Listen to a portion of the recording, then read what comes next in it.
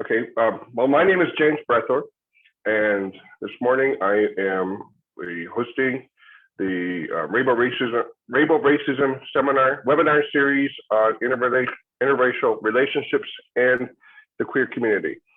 And so we're going to be discussing with three participants, including myself, and Yvonne Delvasto and Michael Davis. So each of us are in interracial relationships and have different perspectives on those relationships.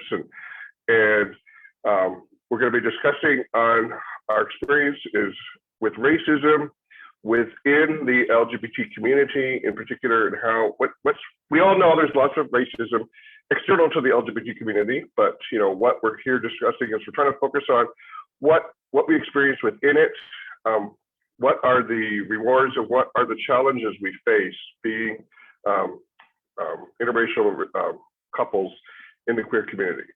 So I'm going to start off. I did prepare a few questions. If other people have questions in the chat, don't be afraid to post them.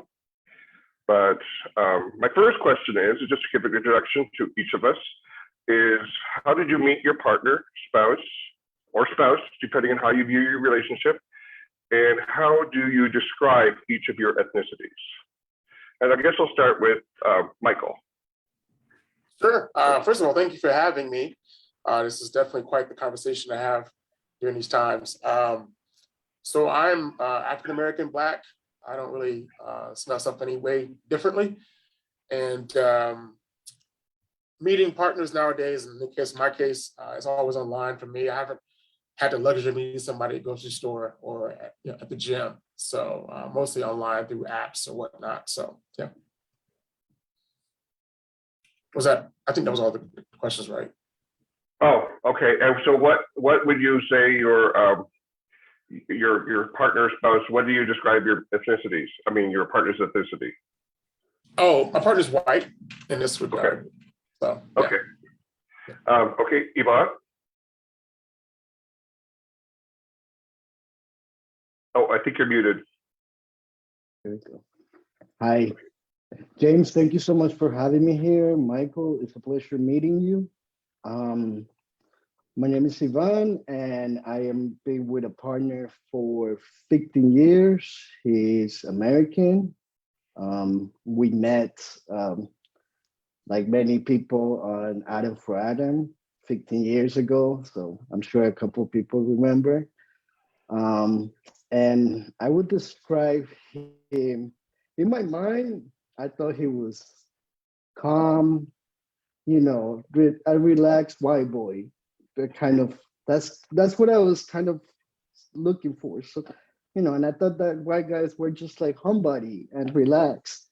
But no, I happened to end up with the opposite white boy. So that's how I would describe him. I'm Latino. I was born in Colombia, but I came here to the United States with all my family when I was around 8. And I lived in a couple of places around, but always carrying my Latino heritage first and foremost. Okay, well, thank you for that, Yvonne. Myself, I met my husband actually, I guess 14 years ago this summer. We've been married since 2010, so that's 12 years. He is Black or African American. His ancestry goes back centuries in the US. He's an ancestry from Mississippi. We actually met by chance here in Santa Fe at a place called the Rainbow Vision, which was a gay retirement home in Santa Fe, and it's no longer that, but they had a lounge, and at the time that was the only basically place for gay people to congregate in Santa Fe. And again, we're back to that, but there is no gay bar, and so we met there by chance in August of 2008. And so yeah, I never did the online dating apps, to be honest. So I guess I've never actually been a member of them, so I'm clueless about them. But we did meet by chance, and then we had, right after that, he came when I went to visit to Canada with where I'm from. I'm actually originally from Canada. I've been in the U.S. since 1994, so actually now more than half my life when I came for grad school. But when I was visiting family in Toronto, he came and visited with me there. And so I consider that when our relationship actually began. And so, yeah, it's been an interesting perspective. And I have to admit, Black men have been, I've been generally more attracted to them visually. So that was definitely what's helped start, when we met. But I'll have to say, he was the one that approached me. so that's basically the story. So I guess I'll go on, and he's on the call here. So if he wants to say something, he can. But the next question I'll go to is, what experiences have you personally had from others in the queer community related to your interracial relationship? And consider any experiences, whether positive or negative. We have all had, we probably all had negative, but also maybe some positive experiences you've had. Again, I'll start with Yvonne this time. Well, aside from my family, because we've always been kind of in the bubble of being around Latinos and be more relationships among Latinos, but that's a different experience. Personally, with the community itself, I've always have people question me why I'm with someone that's white when I'm Latino. That shouldn't I be with someone Latino? Then we all like come together, and that's how we like, I get that a lot. When we first met, my partner had a lot of skin problem, in his face and his back. And I would get things like, why are you dating him? He's so ugly. Like, look at his face. And it was just like, it really bothered me, because you're talking to adults, and for them to see the outside like that, they don't go beyond that. And I really didn't care, because I had skin problems when I was young too, and it happened. So that was something that from the community at the beginning of our relationship said a lot. And now, like, as the years gone by, and as my partner has become much more successful every year, people's attitude has changed now to try to tell me, oh, well, since you're Latino and he's white, it just makes sense that you're the housewife and he's the provider, and that bothers me, because I get that a lot from a lot of people. Some are nice about it, some are shady about it, if that makes any sense. Some want to make me feel like, I'm just beneath my partner, and I'll never get to that point. Some make me point me out as someone that is taking advantage of being with someone white because of the advantages that someone white has. So sort of like telling me, oh, that's a great strategy for you to date someone like that. Unfortunately, I have not had really good feedback in our relationship from the community. It's always been trying to find something negative about it.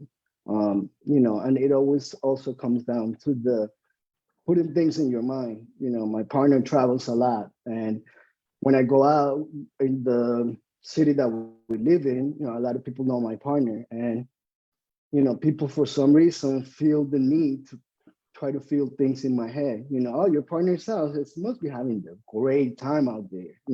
Whatever city he is, whatever country he's having a great time. He's not with me. He's forgetting about me. We don't have a relationship. I'm like, wow, this is crazy. Like, can I just go out and have a nice time without having to be bombarded by these perceptions? Because it's malicious. That's how I see it. It's malicious. And unfortunately, some people have been friends with me in the past, and some have acquaintances that I met through Brian. And I'm not friends with people because of that. So that's my experience. So you can't think of really positive experiences, I guess it sounds like, from your perspective. No positive, no. Oh, okay. Okay. From the community. Okay. No, I understand. Yeah, from the community, that's right. Michael, did you have anything to say? Absolutely. I that was incredible testimony. I mean, it is sort of a double-edged sword when you date kind of people within a quote unquote majority race. I've dated everyone in texture wise and color wise over my entire 45 years of life. And I've never really stuck to one in terms of like, this is where I'm going to go all the time. Always a white person, always, a black person. But it really comes down to who really impacts my soul, and I can just dive in with them. But in the majority of my life, I have dated mostly white men. And I get what you're saying about this kind of inherent racism that kind of comes through that level of connection. I grew up in the South, and I grew up in a primarily mixed neighborhood of Black, white, but it was pretty much, we were all pretty much poor. So the idea of even having a quote unquote come up in terms of who you date, and it has been that stigma of like, well, date a white person, you'll get to kind of walk into the door behind this white guy. He'll shield you from the stigma of walking into a restaurant or walking into a store and getting that look. So yeah, I can feel that pain, and it's unfortunate that we're still dealing with this right now. I was in DC for a little while, and DC's one of my favorite cities. I love it. It's lots of things to do. It's very chocolate, and it just makes me feel good to walk around and see Black people, driving nice cars and having nice houses. But the dating scene there, particularly in the gay community, in my experience, was very, very divided. There were gay bars that were only quote unquote Black, and there were gay bars that were kind of majority white, and there was a stigma attached to these bars. So when you walk into a bar that was primarily Black, you may see a couple, 3 or 4 white guys in there associating with the Black people, and in terms of who they like and who they want to date. And you walk into a predominantly white bar, so to speak, and you just feel out of place. So I think there was definitely difference in apps, and and app profiles in those places were very specific. I want only white people, only white guys, only Black guys. So I learned, a lot. I learned along the way. I just learned to just kind of be comfortable in my own skin and not worry about who's going to texturize me. And no one can, and so no one had the right to do that. So the positive is really just owning your own journey, whether you're white or Black or whatever the color you are. Just own that journey, and not care about where people think about you. But it's often very hard because we all get lonely, and we all want people who we want to date people who we like, and life has sometimes a way of showing you your truth. So I think it's important to own your journey. So so I guess there's really not really a negative in that way for me, because I've just learned to just get past that. The only negative is if you can't get past that, then you're stuck in that vortex. But for me, it's about leveraging my journey. And I found some great guys to date because of that. And I walked in with all my confidence. And so I guess related to that, I mean, like what kind of, a lot of the stuff we have to encounter, and on both sides, but probably more from the person of color, is what kind of stereotypes. There's a whole bunch of stereotypes. You'll say, about Right. Black man and stuff. So what kind of stereotypes have you experienced from the queer community? Oh my gosh. I mean, do we have another hour? I mean, everyone assumes when you date a Black guy, you're gonna date this Black guy. He has like this 10-inch, blah, blah, blah. And he's gonna, he has this swagger. He's gonna walk into a room and, you get to, and your skin's so soft, or your hair is so cool. I mean, there's all the things that go along with that. I mean, there are clearly people out there who fetishize dating Black guys or fetishize dating white guys. And there's a clear, movement out there. And no judgment on their journey. That's their journey. That's what they like. That's what they find the most sexually attractive. But when it's my journey attached to that journey, I can't tolerate that. So those stereotypes like that really are the ones that really, I have to steer away from those. I want to be seen, not just played with like I'm in a zoo. Of course, yeah. I could relate. For me, it's obviously a different perspective. I know I have dated. I've dated Latino man, white man, and Native American and Black in my history. Right. And and I know for Richard and me, there are stereotypes. I mean, I've gotten all the standard things you get from the regular community, like, oh, people have related. People that I know and have had respected talked about how, they said, oh, he's so well spoken. I'm sure you've been familiar with it. And I'm thinking, well, why wouldn't he be well spoken? This is a man now that has a master's degree and is extremely accomplished. And frankly, he's smarter than me, to be honest. So, and to me, that's sort of shocking when I hear it from people. These aren't people in the gay community, but what is interesting is when I came out later. I was in my 30s, and when I came out, I had this idea, of course, that the gay community is going to be so much more enlightened. Somehow, you think that they're going to be more enlightened because this is a community that already has dealt with persecution, and they've also had to deal with being a minority in the society. But yet, it was a bit shocking to me that you saw this kinds of racism and prejudice within the community. I mean, now I'm thinking, well, that was ridiculous and naive to even think that. And you mentioned about different bars and everything, and yes, people often assume that I'm only going to be into white men, and people will assume Richard will be only I'm only going to be into black men. And people assume Richard will only be into white men, which of course is not true. And we all want to we go through the journey together, and but I see it constantly when we're out together, how people treat me differently than they treat Richard. And it's hard to know whether it's because he's viewed more as effeminate for whatever reason. Even I don't see that. We had one experience I had that was negative. It was we went to this gay bar in Los Angeles where Richard is from, and I was actually. They didn't confront me, interestingly. There was a group of guys that confronted Richard when I went to the bathroom saying, why did you bring him in, referring to me, why did you bring him in here? And as if I didn't really belong. And, but they didn't confront me, which is actually interesting. So, but meanwhile, we go to other clubs. We've been to clubs in Chicago, and like a black gay club that's generally for black people. And I felt very welcome there. I was one of my favorite places, frankly, anywhere. So it is a different perspective. And I know that also, and it's actually demeaning to me, is that there are people that might assume that Rich is for me because I'm a staff scientist at the National Lab.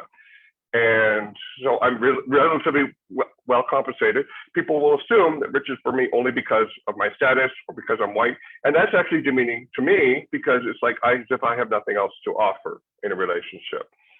So, it actually does work both ways. Although when I walk through life, I am still treated, and I'm a straight appearing white man. I still walk through life as a straight white man. And I do recognize that. And when you're in a relationship with somebody that's not treated with the same level of respect by society, it's very frustrating. And I wish that I could just change it with a snap of my fingers. So I can't. And Yvonne, is there anything you'd like to add about any kind of stereotypes you might have experienced as well? I know you hinted on them in your talk before. I don't, you made a point about people not confronting you at that bar when you were with Richard. Yeah. How could anybody confront you? You're like 6 something. Still, they confront you, and you're so huge. Well, So it makes sense. Nobody will confront you. But I get what you're saying. Yeah. Like I said before, I get confronted not confronted, but just different opinions from Latinos, mostly why I'm with someone white. And what I found disturbing is I myself have also acquired a master's. My partner acquired a PhD. I would love to have a doctorate, I'm sorry. I would love to have that, but in my field, the highest is a master's. And when I talk about it with people, I find that it's less interested than when they talk to my partner, because they really want to get to know his business and who he is about business, and the conversations that people want to direct towards me is more about house and relationship. And it makes me feel okay, I work hard for my master's, and it's part of my life, it's part of who I am. And if I'm sharing something about it, I'm being looked at as just housewife, period. That's it. Yeah, that would be frustrating. I mean, I got my doctorate years ago. I wouldn't do it again. If I had to do it again at this point, there's just no way. So at this point, and so, but yes, I recognize that you could, just challenges you face. You got your master's degree, and still you're viewed as like somehow less than Ryan. That's, I mean, I just can't imagine, and I'm sorry you experienced that. I guess No, related to this, I guess you learn about yourself with those. Mhm. At least in my own experience, you learn about yourself of how do you approach people, who do you really talk to in a profound way, who do you really talk to in a superficial way, how deep do you go. That's how I evaluate those type of situations. It used to obviously bother me, just like any other human, I think, in that position, but I wanted to turn it around and made it into something positive that I can get for right, myself. And so that's how I carry myself now. When I know that people are going to go in that direction of just that, that's when I know, okay, I can go deep with this person in a conversation. You know, it's just going to be superficial, and that's what I'm going to take. And that's, you know, I try to really find why is this bothering me, and find something positive about it. And at the end of the day, remembering to be okay with being by myself if I have to, and love myself, and love my solitude, you know, being by myself instead of having to go crazy about it. So those type of experiences have made me, be okay by myself. well, yeah, I need to work on that myself, to be honest. So, okay, so another thing, I guess, a little bit different track is, you all have extended. We typically all have extended families, and has your extended do your extended families support you as they do other as they do other members of your family? Like, is it being an interracial couple, you think, affected your relationship with your extended family? Is what the basic question. So I'll bring it back to Michael. Yeah, thank you. No, not really. I mean, there's definitely, there's definitely a stigma bringing a white guy to a family reunion, of a Black family reunion. And it's sort of a thing that you kind of have to like put in the back of your brain, like, okay, he's going to show up, he's going to interact with my cousins and my aunts, but I've never had that problem. I've never had like this side eye feeling that I need to not bring a partner to home to visit my family. Yeah, I mean, even my mom and my dad are separated. Well, I'm divorced. My mom is now like 10, 20 years later, she's, with a white man, and she's very happy. And I'm very happy for her. I never thought that a day in my life I would see her doing that or find interest in that. She was never that way, as far as I knew, as her son. But my dad was dating a Black woman. So, and so at the end of the day, it is about where we all show up. If I had to put my mom in a snapshot and left her there for all these years, I would have a hard time with this conversation. But because I let her be dynamic, I'm dynamic, my dad's dynamic, and we're all dynamic. And so if she decides to date an Asian tomorrow, okay, well, you're still dynamic. So enjoy your best life. But as far as bringing partners home, I've never had that problem. No. Okay, Yvonne, did you have any comments on that?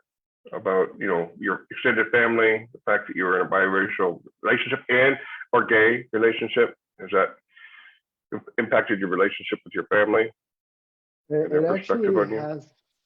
It has been a really educational perspective. I really have found the experience with my family and my relationship to be very educational for me, and I see it now with my family. Not to make it too long, but in short story, when we first met and when I brought him home, I have an unconventional family. When I met him, my parents were dead already, and my grandmothers were the ones that were in my life with my brother. And it was my uncles and my cousins, those were my family. That was my whole family.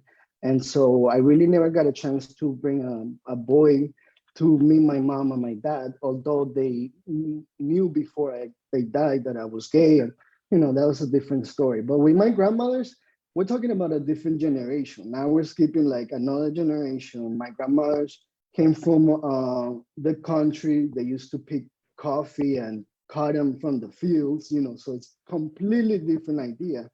But those are the people that have been the most open-minded that anybody else in my life, including millennials and people who have, been born after 2000 years, 2000, and that you would think they're a little bit more. My grandmothers have been the more open ones. Wow. But it wasn't like that. It's gone through a process with them as well. I was kind of the first person in my family who actually dated outside of Latino, and when I brought him, and he was American, and he didn't speak language, and my grandmothers didn't speak English. So that already like caused a little bit of drama with my grandmothers, because they were like, how we're gonna understand, how are we gonna get to know him? My partner used to party a lot, and my grandmothers found that a little bit too much. Like they party, they grew up in things like that, but they were found it a lot too much. And so they were like really kind of always telling me to walk with very careful, like just analyze things, really make decisions that will not affect you negative. It was always like, I noticed that their energy that they were throwing at me, they were scared. They were scared, and I was dating this white man who was just too crazy in their eyes, who had no family around him. So he was just completely opposite of me, because I always have family around me. And what they saw most negative is his alcohol and drug use. That they saw really negative about it. And the fact of the matter that they thought that he was never going to get away from that. And that was the person that he was always going to be. But obviously you grow, and you either stick to that or you grow out of that. My partner worked hard to get out of his own demons, issues, and he's gone a long way, where there's no alcohol or drugs in our lives, and that was completely different than it was 15 years ago. And the educational part that I was talking about earlier is to see how my family are now like more in love with him than they are with me. And my grandma have come to the point of like crying to me, saying like, it's amazing to see someone so broken and out of place and crazy 15 years ago, to now see someone so successful and getting his shit together, like you said. Like they cry because they see it with their eyes. They've been there with us 15 years, knowing everything about our relationship. So they saw it with their own eyes that someone can change if they wanted to, and that's where the educational part, it took a long time. It took a long, long time, but we come very close to it. And my whole family no one has ever had a problem since, as the years have gone. But for the most part, everybody's shared the same idea at the beginning. They were just not used to having someone white around them. So it was a completely different culture. And that's what scared them. Well, I could relate with my family. I mean, my father we've actually, interestingly, in the long run, till now, I've actually become closer with him. Over the last 14 years. I know that when I first came out to him, it was a real challenge. I mean, my father is now 84, so probably the same generation as your grandmother. And so, they grew up in a different era. Everything gay was considered bad and, sinful. And so coming out to him was a challenge, but, when I was basically told him, that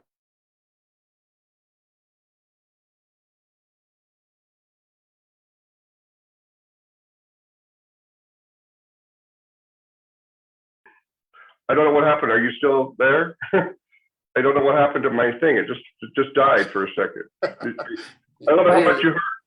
I don't know how much you heard. It just suddenly went off. My Zoom went off. I don't know why. I don't know how much you heard, but I was basically saying my father, we've actually become closer. He had issues with me when being gay. I know he made some ridiculous comments about, with Richard being black. I think the bigger issue was, if I think he's thinking if it's at least going to be a black person, can it be a woman? Is what I was thinking he probably would have preferred. But I know that when shortly after I met Richard and told my dad about him, he made the comment, "Well, I'll meet him when I'm dead," type of thing. So from that, he's come around to actually, I think truly caring about Richard. He's always asking about him. He sends some birthday cards. He sends him gifts and so forth. And I'm able to visit whenever we want. Welcome him with open arms in his home and everything. So I wish I could say that my dad, cares about Richard more than me, like Yvonne was explaining. I don't think that's at the point that it's at that point yet. What's interesting, when I first told my aunts, around the time I met Richard, I was going to a cousin's wedding, and so I was all excited about meeting Richard. I felt I met my soulmate, and I was very excited about it, and so I was telling everybody about him, and I was telling my aunts, and they were so excited, and my aunts were still have always been generally excited. I've had some uncles. I had one conservative uncle that would not come to our wedding, which was even though it was right there in Toronto. And because I have a conservative branch of my family, they that see things somewhat differently. On the other side, with Richard's family, what's actually very interesting to me is that I see they give Richard a much harder time than they do me, and they treat me better than him, and I don't quite understand that. It does bother me. I mean, I adore his family. I most of his family. I enjoy visiting them, and so I do feel very welcome. And I mean, I do also see that I get this perspective that some of his family think that Richard's with me only for the fact that I provide a certain lifestyle for him. And again, that not only is demeaning to Richard, it's also demeaning to me. But I always feel welcome. I don't ever feel like I'm out of place. They often ask questions, that have a different perspective because I'm the only white person in his family at this point. So,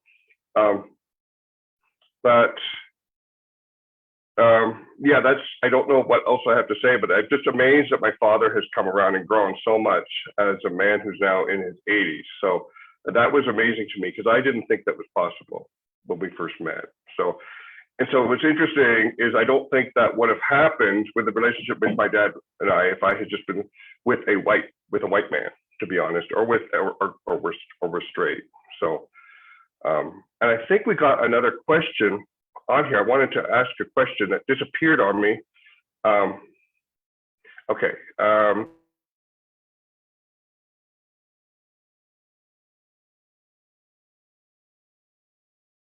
To date Caucasian non-POC because they are usually in situations that are more liberated and accepted themselves. Because I've noticed with my gay male friends that they like black men when they are comfortable and don't really want to date someone in the closet or down low, which is typically the case because of the stigma within the culture. So I guess I'll start with Michael on that. Maybe that's something you might have come across. Of course, it's a really good question. I remember I went to a movie theater with my partner one time. This was years ago, another partner, and we watched Queen and Slim, I think it was called. And that movie was pretty rough around the edges in terms of race relations and police relations and black people in the hood and all that. And so my white partner is next to me and we're just watching this movie, and we leave the movie, we don't speak. And it's not because I can't articulate my feelings to my partner. He's my partner. I love this guy.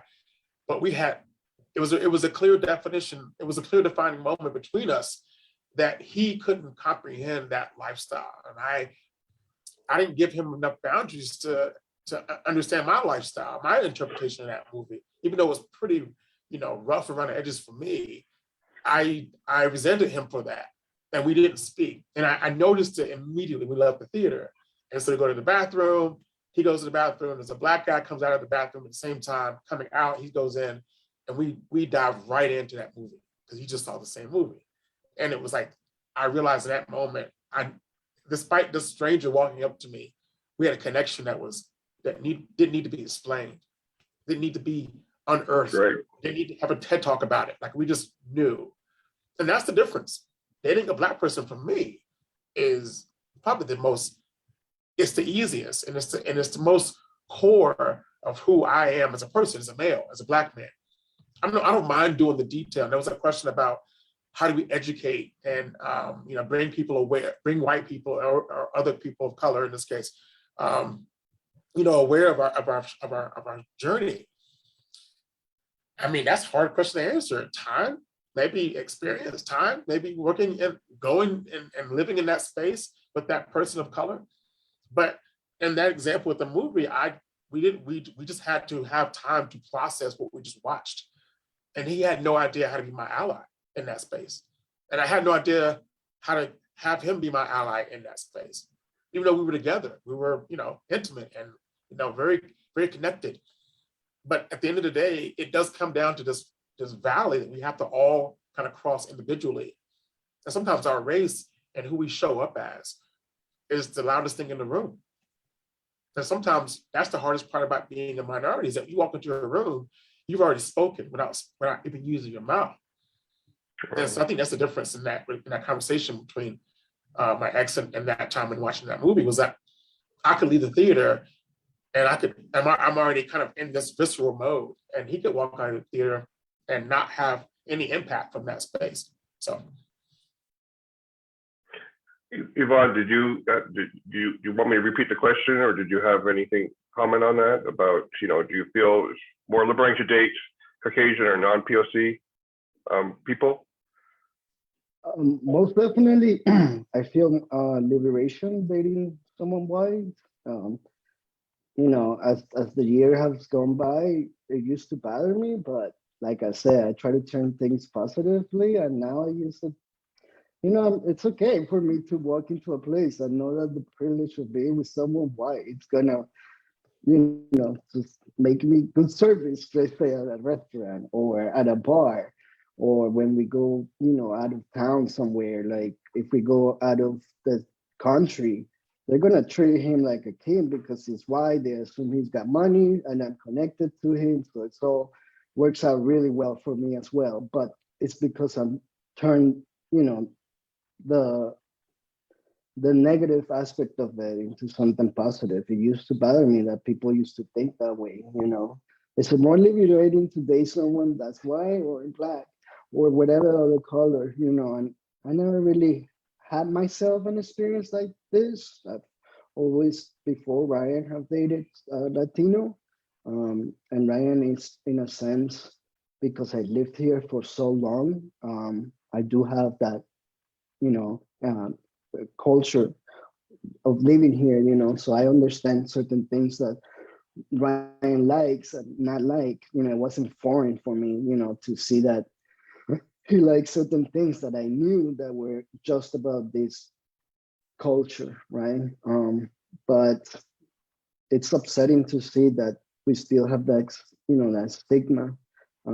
This part of the conversation or the question itself, which I see here, is someone says the stigma within the culture, and that's also what I seen is a lot of people like Black guys, and it's the stigma of knowing that because they must be awesome in bed and they're, just amazing. But at the same time, I've heard some like horrible ways that people express about themselves. Like out here where I live in Phoenix, a lot of Mexicans say that they smell, but they still like it to go to bed with them. But they wouldn't go out. They would not take it out to the restaurant or anything like that. But the stigma of just feeling like this is it. And I have people tell me about that stigma. I'm feeling like, wow, people only look at me as a sexual toy. That's all I am. And it's upsetting. And it's really just makes me not want to be around people because that's all people see, just a sexual toy. And I don't know how to break that stigma. I don't know what I would suggest to people, but really, to just finalize this question, I would say, get some courage. If you're dating someone from outside your culture, go outside and make it shown, You don't have to hold hands everywhere you go. You don't have to be on top of each other, you know, everywhere you go. But have the courage to know that my boyfriend is this one, and it's a different color, and it's a different culture, and I don't care to show him in a restaurant or in a bar and walk with him like that. But it comes from us. It comes from those people to change those stigmas, not the people of color, but the other people who are having that stigma. Like what we say in Latinos, get some balls and get some courage and go out there and really hold the hand of someone of color and make them feel like they belong.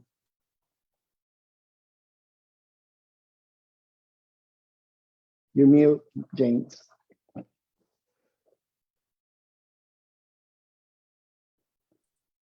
You're muted, James. You're still muted, yeah. Okay, sorry. I don't know why Zoom keeps doing this, but there's another couple of questions here.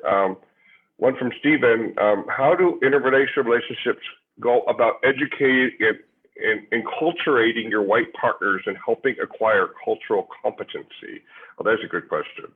And, you know, I have thoughts on this, but I'll leave that to the end. I don't know, it's a hard question to answer. I mean, I've never had to manufacture that, meaning I never had to make a point of like, okay, on Thursday, we're going to have a lesson about Black people, and we're going to have this. I mean, I know it naturally kind of manifests over time because you're dating somebody. They're going to meet your family, they're going to meet your friends, they're going to meet people in your life that enculturate you as a Black person. So of course, but yeah, for me, it hasn't been manufactured that way. I think like the movie example was one example of me having to just like take a pause and like really do the dive and how do I approach this. Every year, my family watched, when I was younger, watched Roots. Came on every year. We watched as a family. And there were no white people in the room to explain that to. And so when I went to school, I had to like really reel that back or reel it in or reel it some direction to where I could explain to my friends who were not Black, about slavery and all that. So I think it's sort of an interesting question because it isn't so easy just to kind of manufacture that in a relationship, because the questions have to be sincere. You have to have a really authentic moment together to have a real honest conversation about that. And sometimes life gets in the way, and yeah, you don't have time just to do the deep dive, but it's important to do the deep dive with your partner who's not, a person of color. Really, really important, because they need to see you beyond the skin color anyway, first of all. And then secondly, they need to see how you think and how you manufacture your own culture. So culture matters for sure, but it's not always that easy to kind of just stop traffic and have a conversation about it. Okay, well, thank you. Yvonne, did you have any response to that question? I do. I think that in my experience, I thought that my partner, because he was in the army and he has gone out of the States, had more sensitivity, being more sensible about other people's culture, but he never really got a chance. He was at war. It wasn't like, I'm going to go make, friends and get to know their culture. And no, he was at war out there. And so I don't think he never experienced getting to know like a little bit of sensitivity about it. So when I met him, it shocked me to hear some of the ways he sometimes expressed about other cultures and what they only met. And I was like, wow, I don't think that's, that's healthy. I don't think you want to portray yourself like that. The part that I felt like when we started going outside of the United States to other countries, my partner wasn't very sensitive of other cultures. He really didn't care about it, to be honest with you. He could give a crap about it, and he made it very obvious.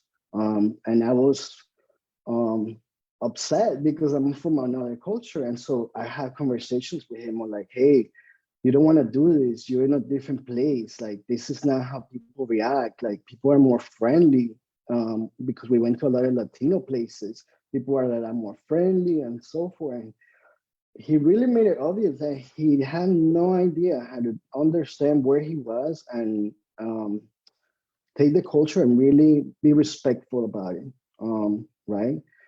But as the years have gone, and as him himself taking his time to participate in things like InterPride, Pride, things that portray other people's culture, is what he really has learned. That's where I see him learn. He took that proactive step to do it and learn about the people's culture. He really didn't need to be ingrained in all of them, but now I can see completely the change from when I met him to understanding now the sensitivity of it. And in some cases, I think that the thing that the partner should do, for instance, in my case, my obligation in a sense is to make him accountable of his mistakes when he's doing something that's not sensitive in our culture. Bring him up. So sometimes it didn't work for me to be cute and, hey, you can't do this, blah, blah. Sometimes it didn't. Sometimes it really offended me as well. And that's when I, accountable. Like, don't you understand? As a not comprehending, do you need a book? Do you need to understand more? Just kind of like be mean about it, but make him accountable that what he's doing continues to be an error. And he's the only one that could proactively change that. I could tell him 100 times, you're doing it wrong, but he has to make that proactive change. So you can go different ways. That's how I learned to try to educate my white partner. Either nice and fine, or you have to do rough love. Well, my only comment about this question, and as you know, I'm a white man, and I don't think it's fair to put the expectation on people of color to be educating everybody else about cultural competency. I think it's basically all of our responsibility, and especially people who are in the majority in a culture, to make sure they educate themselves. I need to be reminded of this sometimes, of course, but I don't think it's fair to have the expectation on people of color to educate others. That's how I'll leave it at that. And Stephen asked another question, and it's also, I think, a good one. Is there I feel like it's a fine line between preference and discrimination. How do y'all navigate that? I think I'll go back to Michael, because you hinted on that a bit earlier, and to see if you have anything to add. Wow, yeah, I mean, yeah, that's a tough question to answer, because we should be allowed to have a preference, and there should be no judgment in that space. If I only, in this example, if I only want to date a certain race, that should be my prerogative. I think the discriminatory part of it could be only if I see this person or this race in this case as superior, or as I'm going to leverage that over this other race. That's when it becomes becomes more than just me having a preference. I think if I'm looking at it as a power model, taking this race and using it as a leapfrog into the other tax bracket or whatever the case may be, I think that's the difference than just me wanting to date a certain race. There's clearly, we all have preferences. There's no doubt about that. I think it's only when we start to make that preference a power struggle, or a power move rather, than in any other race out there or any other situation out there, that becomes different. That's the difference for me in this case. Okay, excellent. I like that. Yvonne, did you have anything to add about this? I do agree that there is a fine line between the preference and discrimination.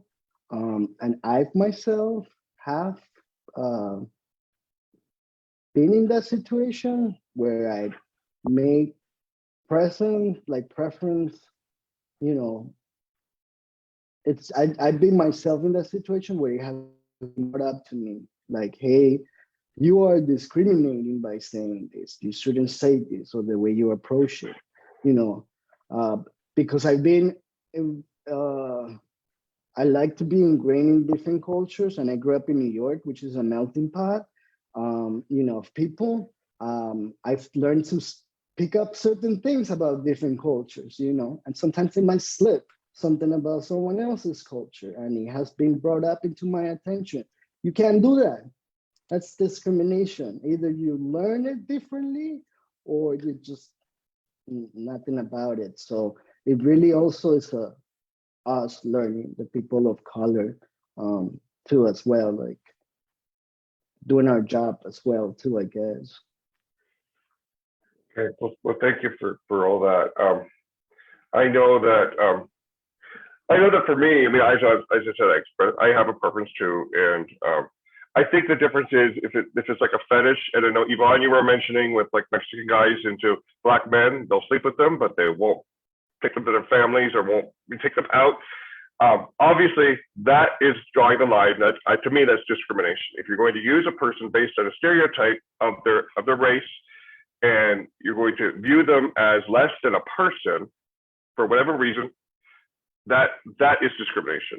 If you view them as a full person, it's just, obviously we're all initially attracted to somebody for whatever reason, and if you view them as a full person and accept them in every way that they are, I think that's okay. And I'll leave it at that. I know we're.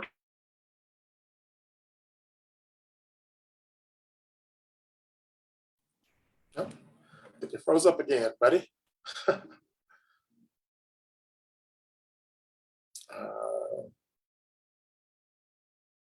It's coming back. Okay. I don't know why it keeps disconnecting. Anyway, I don't know how much you heard of what I said before, but I guess we're getting close to the end of our time, and I did want to go on to another question. I think is a good one to have as an ending question. What message would you give to the queer community to be more accepting of interracial relationships? Were you able to hear this? And I guess I'll bring it back to Yvonne.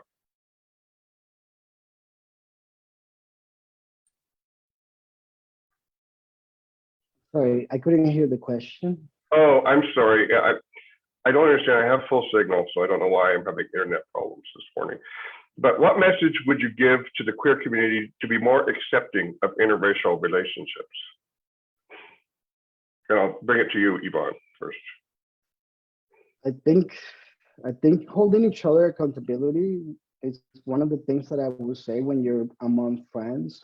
I see that a lot of gay men tend to have a lot of friends and they go out in groups and whatnot. I don't myself that, like, that's just common. But when we are in settings like that, I have found people not making other people accountable for how they're expressing themselves. Some people have said really awful things about someone else's, making fun. I think we have been in those situations at one point in our lives. That's where I think is where we need to really step up as a community and say, you can't say that, and make them accountable either in silence, take them apart from the group, or sometimes you have to do it in front of the group. It's just, you read the situation, you analyze it. Some people would rather you take them to the side and let them know that. I would appreciate that myself. But definitely as a community, it's make them accountable of those things. I think that would be a good step forward. Okay, thank you. Absolutely, yeah. And do you have anything else to add, Michael? Oh, I'm sorry. No worries. Yeah, I think the same thing. Yvonne, you made a good point. I mean, bystander intervention, something's happening around you that doesn't feel right. You got to nip it in the bud that day, that moment, and that, you can't let that marinate over time. I think that's kind of the hardest part, is that you have to have clear boundaries about what you will and will not tolerate when it comes to what is being perceived in your relationship, and how your friends talk to your partner, how your family talks to your partner, whatever the case may be. So you have to just really set those boundaries and be really clear about those, and be hold yourself accountable to how you respond to those moments. And that's hard.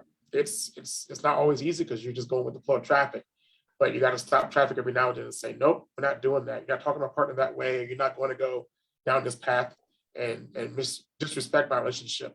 So, but yeah, just in that moment.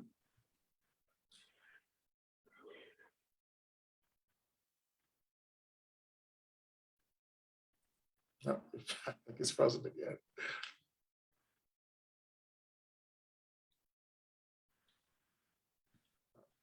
Is it gonna come back?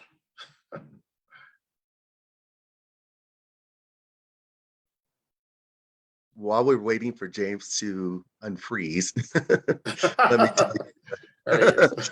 I want to thank you guys for participating in this. I think it's extremely important. I also feel like we just touched the surface, just scratched the surface, and we probably need to have more conversations about this. I put in the chat when we were talking earlier about preferences, and I think there's a lot of confusion when it comes to preference. And I think with everything in life, you really have to do some self-evaluation. If you're saying, well, I only date this type, ask yourself why. Why is that a preference for you? Where did that preference come from? I know for me, I used to say I would never date anyone more effeminate than me. And then I realized, well, that's because I, at the time, hated being considered effeminate, and I was ashamed of it. And once that mindset changed, bring it on. I don't care if I even have more respect for a guy who fully embraces that feminine part of himself, because we all have it. We come from a man and a woman. So there's going to be masculine and feminine traits to our personality, our characteristics, our mannerisms. So why should someone be excluded for that? I think that should be embraced. And I would say the same thing when it comes to race. You know, we are bombarded by stereotypes and biases in our society, and it would be foolish on our part to think that we're not personally affected by the things that we're experiencing. So if you have a preference, no, a preference in itself is not wrong, but you should ask yourself, why is that particular preference important to me? And with that, I don't know if James are you back, James? Okay, no. But anyway, thank you two so much. Just Yes, before thank you. what I would like for you guys to do that we didn't hear in the beginning, if you could tell us a little bit about your background, because we just kind of dove into the questions, but I'd like to hear Yeah. what contributes to who you are today. I'm sorry, what was the last question? No, I just want to hear more about what contributes to who you are today. So a little bit about your background and so forth. Yeah. Thank you. No. So yeah, Mike Davis, obviously, I was in the Navy for 2 decades. I worked in cybersecurity. I was in the Navy for 22 years, retired, and ended up working for Boeing in technology and getting recruited by the laboratory in Los Alamos, New Mexico here, working in computer science. And I run a company now, 3 years strong now, in cybersecurity and self-awareness and digital mindfulness space. So, and I'm a all over the world type of guy. I've traveled a lot. I have a little bit of a wanderlust in that regard, and live in Santa Fe, New Mexico. Lived here now 5 years, loving it. Got involved with city politics and city-wide gay pride events and getting on boards, and so I'm just all over. But I'm enjoying this beautiful journey that I'm on right now, and yeah. That's me, kind of a snapshot. Yvonne? Hey, Richard. I was born in Colombia, so my background is Latino, as I said earlier. I lived in a couple of cities here in the United States. The first one that we moved to was New York City. Then we moved to Florida, Miami, another melting Latino pot.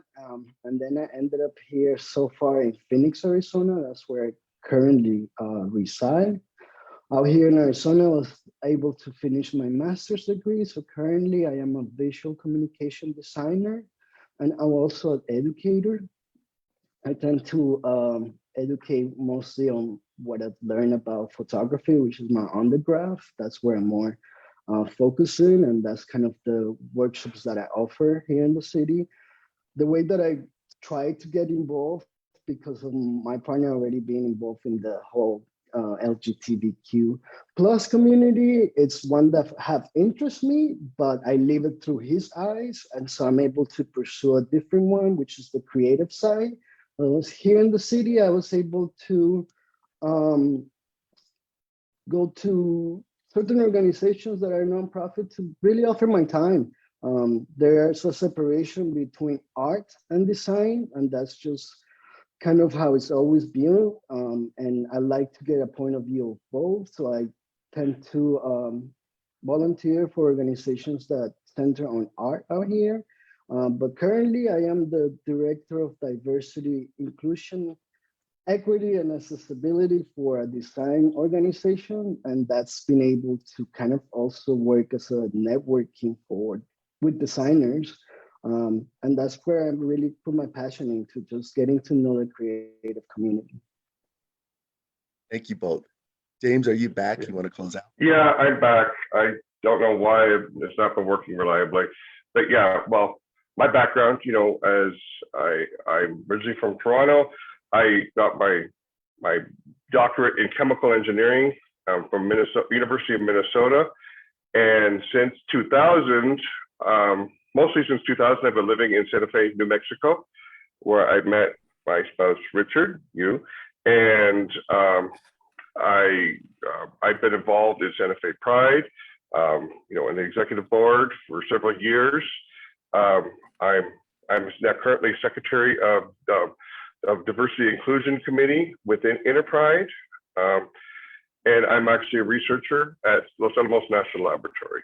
So I have background in both very straight world, and I've been working with over a decade now. So, and so I think that's I think we're out of time. And I don't see any other questions, I don't believe, in the Q&A or in the chat. Thank you so much for being here and taking time on your Sunday morning. And Michael as well.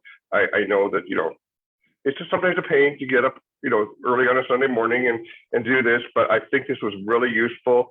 And I really thank you for bringing all these perspectives to this community. And just thank you so much, and you have a wonderful day. You too. Thank you so much. This was great. Have a great day. Okay, thank you. Cool.